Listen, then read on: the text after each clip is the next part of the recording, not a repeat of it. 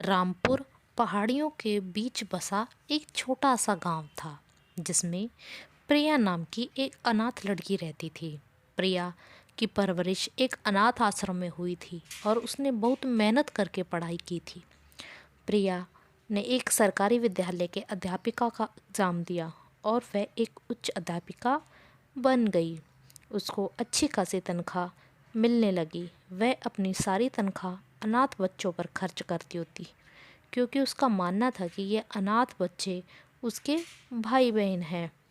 प्रिया अपने स्कूल के बच्चों को टूर पर ले गई। वहाँ उसकी मुलाकात रोहन से हुई। प्रिंसिपल के बेटे अजय का दोस्त था।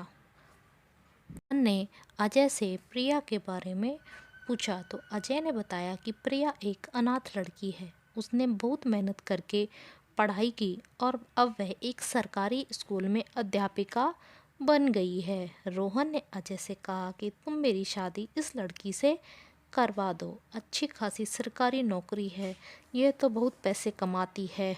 मैं आराम से रहूँगा और यह काम करेगी। रोहन ने इंजीनियरिंग की पढ़ाई की थी मगर वह अपने आलस के चलते कोई नौकरी नहीं ढूंढ पाया था। अजय प्रिया से रोहन के बारे में बात करता है। प्रिया शादी के लिए मान जाती है। इस बात से वह बहुत खुश थी कि लड़का इंजीनियर है और अच्छी खासी तनख्वाह लेता होगा और उससे कोई दहेज की मांग भी नहीं कर रहा है। मुझ जैसी अनाथ लड़की को उसने पसंद किया है। प्रिया और रोहन की शादी हो जाती है। प्रिया सुबह उठती है और घर का सारा काम ख़त्म करके स्कूल चली जाती है जबकि रोहन अभी सो रहा था। रोहन की माँ श्यामा उससे कहती है कि उठ जा आलसी, बहू कब की स्कूल चली गई है और तू अभी सो रहा है।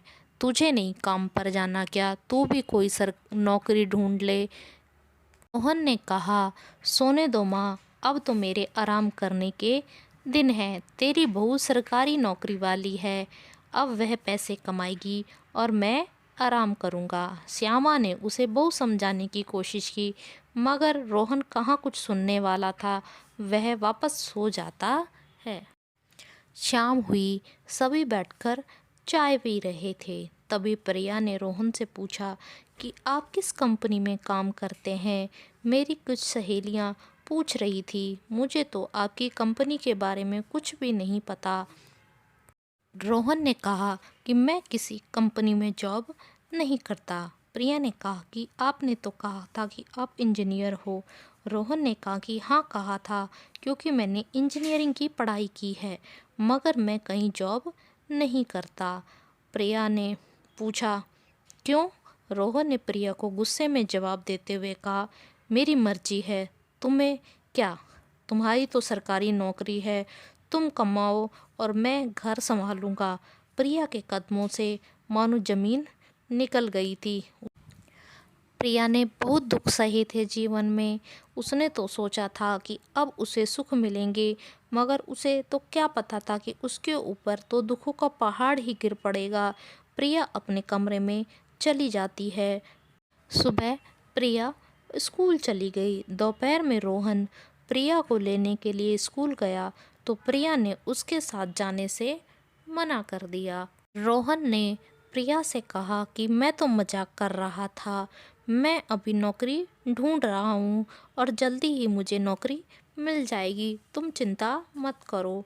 प्रिया उसकी बात पर विश्वास कर लेती है और घर वापस आ जाती है। शाम को रोहन के दो दोस्त उससे मिलने उसके घर आते हैं।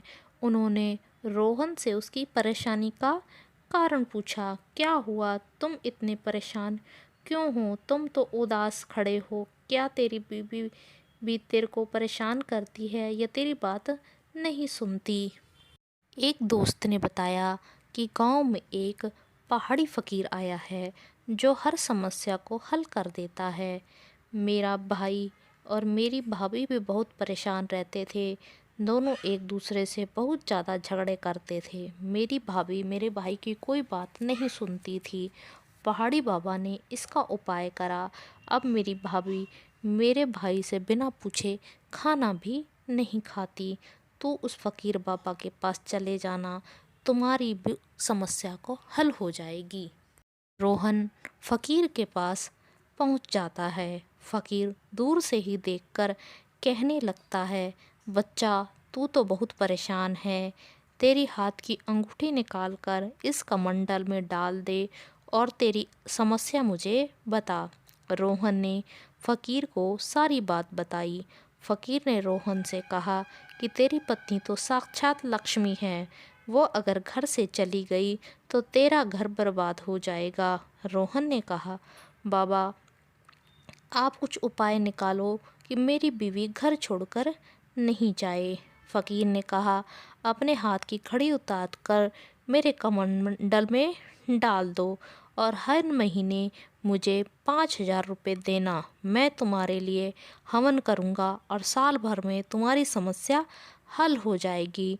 रोहन मान जाता है और अपने घर चला जाता है। शाम को रोहन प्रिया से पैसे मांगता है और दोनों के बीच लड़ाई हो जाती है। रोहन की माँ यह सब देख रही थी, उसे बहुत दुख होता है।